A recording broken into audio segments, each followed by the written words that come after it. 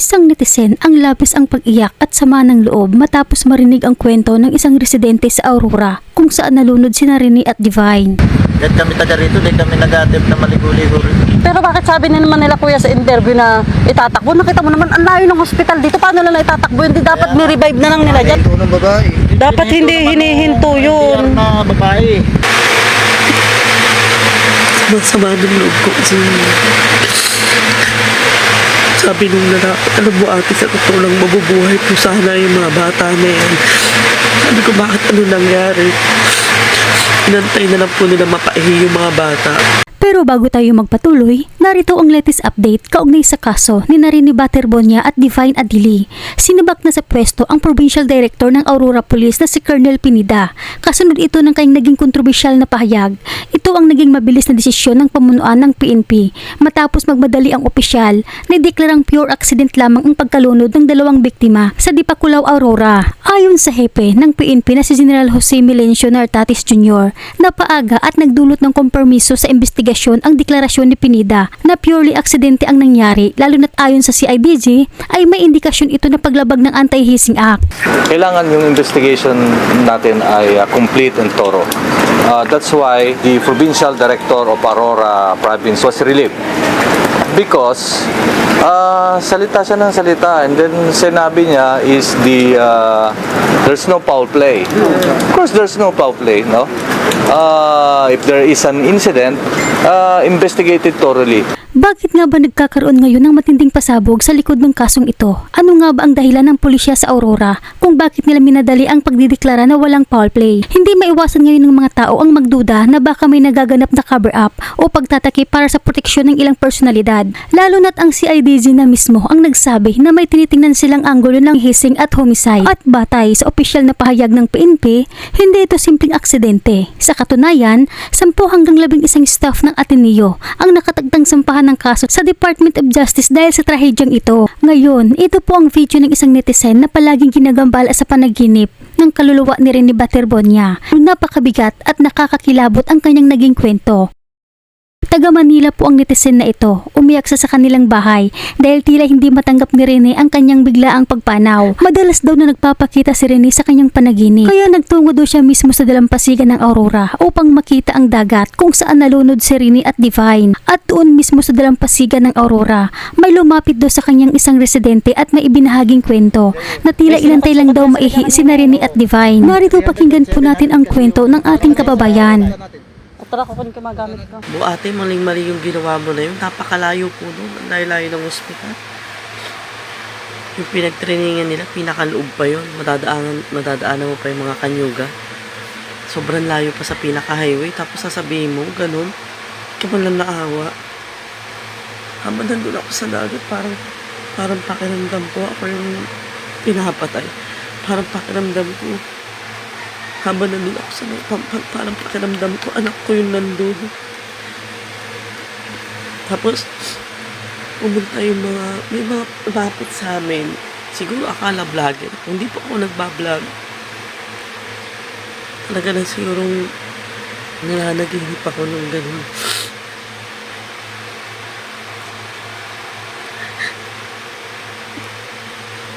Sama-sama ng loob ko kasi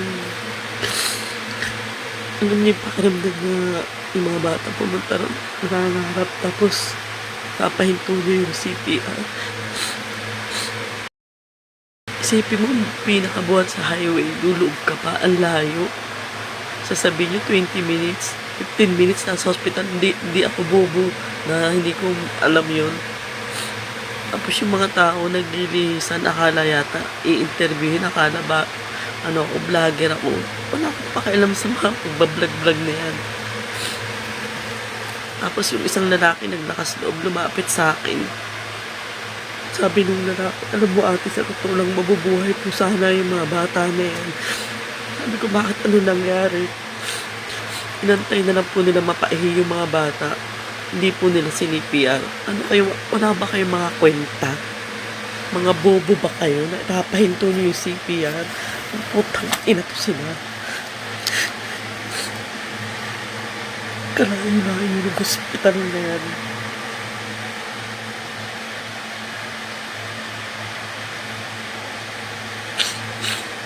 Wala na naman ginto yung ano ko. Panaginip ko.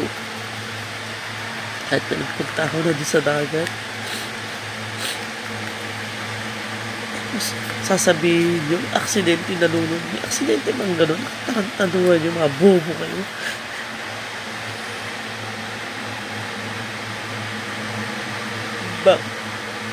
Bakit yung nakakita ako nalunod dati? Kahit di ako marunong mag-CPR, napapanood ko lang yung ginawa ko. Kahit pagod na pagod ako, wala akong hinto. Kasi CPR lang para ma-survive lang yung matanda. Pero bakit ganyan karami-rami ninyo? Hindi wala ba naman nakaisip sa inyo na yung mga bata na yan, no? May nanay, may kapatid, may pamilya nag-aantay. Tapos kayo ang dami lang yun ang pala dyan. Hinayaan nyo lang na umihi yung bata tapos sasabihin nyo dead on arrival na hindi na nakating mga tangina pa sila, mga tanga.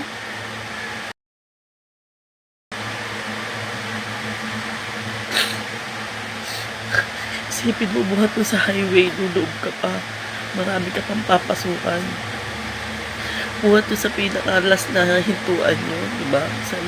Sa hintuan na yun, maglalakad ka pa ng pagkalayo-layo, papaloob dun sa place na yun.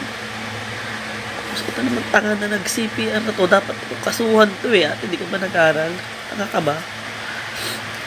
Ano pang silbi na nag-aral kayo kung hindi nyo lang pala kayang i-adapt ng actual? Mas maganda talaga yung experience kumpara sabihin na nag-aral-aral lang kung tangina na mabobo kayo, mga hayop kayo. Tapos anong sabi nung lumapit sa akin na taga doon? Mas marami pa yung nakaisyoso kumpara sa tumulong. Tapos, inano lang, CPR ilang beses lang. Nakailang pump lang, tapos papahinto nyo. Tapos sabi nyo, habang CPR, idadala doon sa ambulansya. Hindi ganun yun. Pag nag-CPR ka na narunod, dire-diretso yan. Huwag kayong tanga. Huwag kayong mga ano dyan. Mas maganda talaga yung kahit di ka nag-aral, pag gusto mong tumulong, makakatulong ka. Kaya naman pala, hindi naman pala manahimik yung mga kaluluwa ng mga namatay na to sila.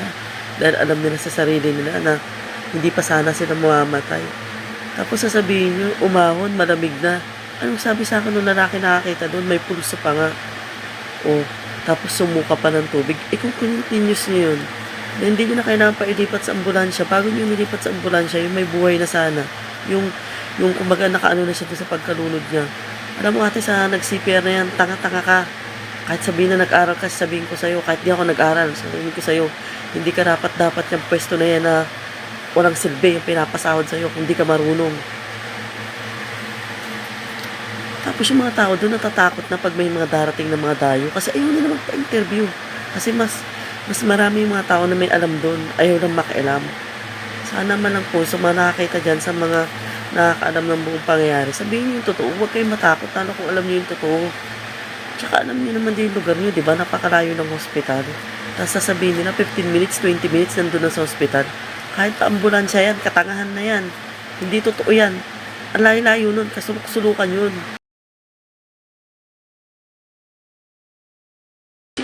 Sabi ng lalaki sa akin, mas marami pa yung nakatanga doon ate. May pulso pa po yun. Mainit pa po yun sila nung inahon. May nagpa-stop lang po ng CPR. Bakit? Diyos ba kayo para ipa-stop nyo yung CPR? Hindi ba naman kayo mga tanga? Yung sini-CPR nyo, kung continuous nyo yun, may tubig na yun, dire-diretso na sana yung mabubuhay yung tao. Kaya wag na kayo magtaka kung halimbawa mumultuhin kayo ng mga namatay na yan. Kasi kayo mismo na inaasahan na magliligtas sa kanila, kayo mismo nagpahinto ng buhay nila. Alam ko, di ako matalino, hindi ako magaling, pero kahit sino naman siguro mag-iimbestiga ron, isipin mo na yung isasakay nila sa ambulansya. Isipin mo, pag halimbawa may nalunod, segundo lang, minuto lang, mamamatay yung tao. Hindi nyo ba na pag nag-aagaw buhay na, lalo pag sa pagkalunod na yan, segundo lang, minuto, napakahalaga. Hindi nyo pa nagawa yung trabaho nyo na maayos. Ang sabi ng lalaki, mabubuhay po sana yun, talagang hinahabol niya yung hininga niya. Inantay nyo na lang na mapaihi yung mga bata. Bakit kailangan pa humantong sa ganyan? Bakit kailangan pa na may mga buhay na magsakripisyo bago nyo gawin ng maayos yung trabaho nyo? Di ba kayo naaawa doon sa mga magulang nun? Napakalayo ng mga yan. Hindi nyo ba naisip mga buhat, mga bata na yun sila nangangarap? Hindi nyo ba naisip na nanay din kayo, kapatid, asawa, di ba? Mga anak, May mga pamilya na nag-aantay. Yung mga taong inaasahan nila na mga nandun, na akala nila na minsan natutulong sa kanila. Hindi. Kayo mismo pumatay sa mga bata na yun. Huwag kayong magsinungaling. Tapos sasabihin nyo, itatakbo. Hindi na kailangan itakbo yung ganun. Kasi bago nyo itakbo yung nalunod, dapat itinry nyo munang ni-revive yung buhay ng mga bata. Hindi ganun. Hindi antayin nyo lang mapaihi eh. Diba? Tapos yung mga tao doon, mga takot na magpa-interview kasi ayaw nila makairam. Huwag naman sana ganun kasi pare-pares tayo may mga pamilya. Kaya naman pala hindi ako tinatantanan na nagbumulto kasi may something talaga doon. Kahit sino pa mag-imbestiga doon, kahit pag pumunta yung mga magulang niya yan doon, talaga hindi sasabihin. Kung kinakailangan na iba, dalawa yung nalunod. Ilan ba yung mga taong nakapalibot doon? Hindi lang 10. Marami kayo, di ba? Wala man lang ba nakaisip sa inyo? Wala man lang ba nakaisip sa inyo na, ay, kailangan nito bata na tumabuhay. Kasi may nanay ito na nag-aantay. Kasi may pamilya ito na nag-aantay. Kasi may pangarap ito na gusto ito pa rin. Walang silbi yung mga taon na nagsakripisyo sila laro ng laro, nangangarap para makapag-aral para sa pamilya nila. Kung yung mga taong mga nandun na mga nakapalibot, tumulong man lang, kahit isa man lang sana sa inyo, sinabihan yung babae na yun na huwag ipa-stop yung CPR na yan. Buhay sana yung mga bata na yan sila. Ano nung umahon si Adeli? May pulso pa, sabi ni Kuya. Alam niyo ba nung lumapit sa akin si Kuya? Pasimple lang. Pasimple lang siya. Na sinasabi sa akin yung nangyari nung araw na yun. Hindi naman ako vlogger eh. Tsaka mas lang hindi ako pulis. Wala akong katungkulan. Ang sa akin lang, ako lang siguro yung tao na lagi siya nagpaparamdam. Pero sana man lang iniisip nyo na bago nyo sana pinahinto yung CPR na yan, yung sigurado sana kayo na may buhay na yung bata na talagang nakarecover na siya sa pagkakalunod niya. Kapal na mukha mo ate, inantay mo lang palang mapaihi yung dalawa. Tapos sasabihin nyo, dead on arrival. Dapat sa'yo kasuhan din eh. Diba? Kasi kung makikita ng nanay niya yung sitwasyon, yun din sasabihin niya. Sana hindi pina-stop yung CPR na yan. Ang layo-layo. Bago ka makarating sa dati, ang layo-layo ng buhanginan na yan. Bago ka makarating doon sa pinaka-pinaglunuran nila. Ang layo-layo rin ng resort na yan, pinakadulo. Papaloob pa yan. Tapos sasabihin nyo, nalunod lang na aksidente, mga kupal pala kayo eh. Sana nga pumunta yung magulang yan eh. Kasi siya mismo magsasabi kung tama ba yung ginawa sa anak niya. Kahit sino, kahit doktor, nurse, kahit sino man nagsusurvive dyan, walang karapatan na hawakan niya yung buhay ng mga bata na yan sila. Maling-mali yung pan na yan. Kaya nga siguro nahuhuli ang Pilipinas kasi sa totoo lang siguro yung mga trabaho nyo na yan, nagtatrabaho kayo sa mga kwan ng pamahalaan, yung pinag-aralan nyo, hindi nyo man lang inadapt kahit isang araw man lang. Diba? Dami mo nagpupunta ron na nag-aali ng bulaklak, nakikilamay. Kasi, syempre lalo yung mga nanay, alam nila yung pakiramdam na gano'n, mawalan ka ng isang anak. Sabi ko na sa sarili ko, kung ako lang din nanay na yun, na mapunta sa ganong sitwasyon, hindi ako tatahimik na hindi ko irereklamo yan sila. Bakit ko na kailangan hawakan yung buhay ng anak ko na ihinto yung CPR? Maling-mali yung ginawa mo ate, sa totoo lang pwede kang kasuhan sa ginawa mo na yun. Saka salamat nga pala doon kay Kuya na kumausap sa akin. Sa amin. Sa totoo lang, ando yung GMA kahapon, may mga NBI doon kahapon. Ayaw na lang kausapin yun kasi sa totoo lang hindi na rin alam kung sino yung pagkakatiwalaan nila. At ganyan pala na mga pangyayari. Hindi mo alam kung sino yung pagkakatiwalaan mo sa hindi. Tapos, magpapatraining kayo ron? Ano kayo, walang isip? Di man lang kayo kumontak doon sa mga, sa barangay captain? Di man lang kayo tumawag sa pulis o mga coast guard para may magbantay dyan? Kaya di nyo ba naisip magpapatraining kayo sa parte ng Aurora? Umuulan? June? Hindi ba naman numero unong mga tanga? Ano yung sinasadya? Talagang papatayin nyo yung mga tao pag ganun. Anong hindi ako manggigigil sa mga hayop na ito sila? Mga nag-aral pa ba kung hindi nyo i-adapt yan? Mas daig pa kayo ng mga taong mga walang pinag-aralan na handang tumulong kasi nag-aral na ang alam lang sahod, na alam lang yung posisyon, Dapat yung pinag-aralan nyo, ina-adapt nyo sa sarili nyo yan.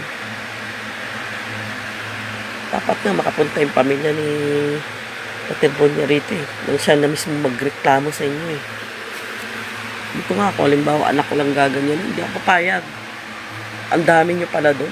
Sinabi ng hininto ng CPR, sinabi ng babae, patay na, napaihine. Tangat-tang ka. Ano pa naging silbi na ano ka? Dapat ikaw mag-resign ka na lang sa trabaho mo. Di mo naman inaayos yung trabaho mo eh. Kahit isa mo lang doon, wala mo lang nagsabi na, ate, continuous natin yan. Kasi minuto, segundo lang hinahabol ang buhay ng bata na yan. Ano yun? Wala mo lang nakaisip sa inyo.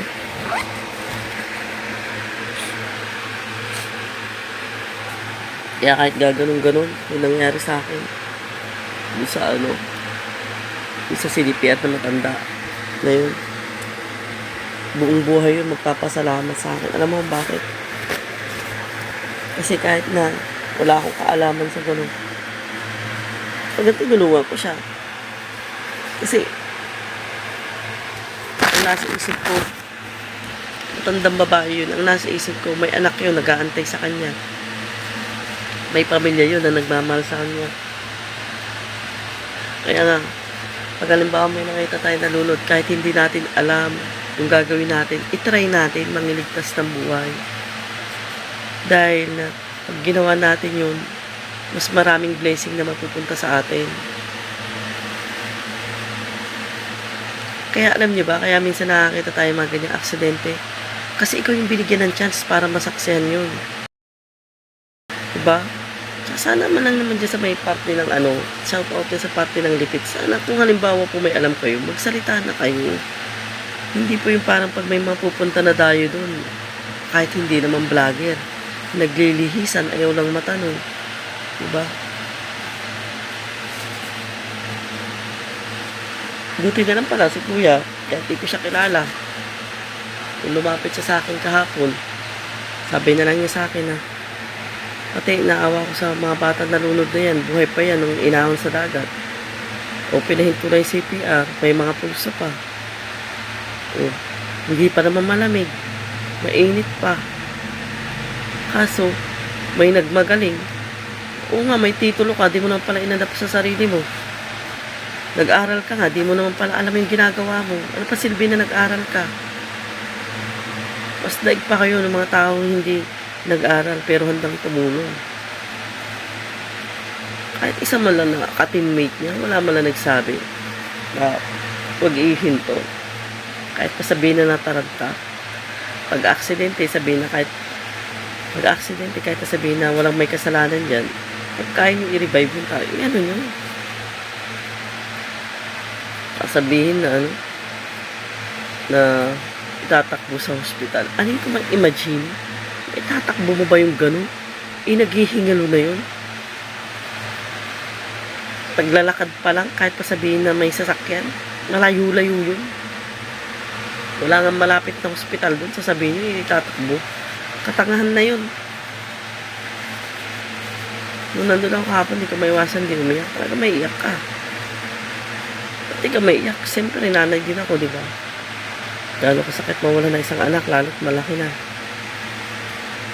Nainis talaga ako. Wala na akong wala nang hinto kay iyak ako. Parang pakiramdam ko ako yung nanay ng bata na yun na parang pakiramdam ko durug na durug ako. Hindi nyo ba naisip na kahit na mahirap isipin nyo, di ba? Yung bata na yan, ito. Yan. Hindi nyo ba naisip maraming pangarap to? Hindi para sa sarili niya, para sa pamilya niya.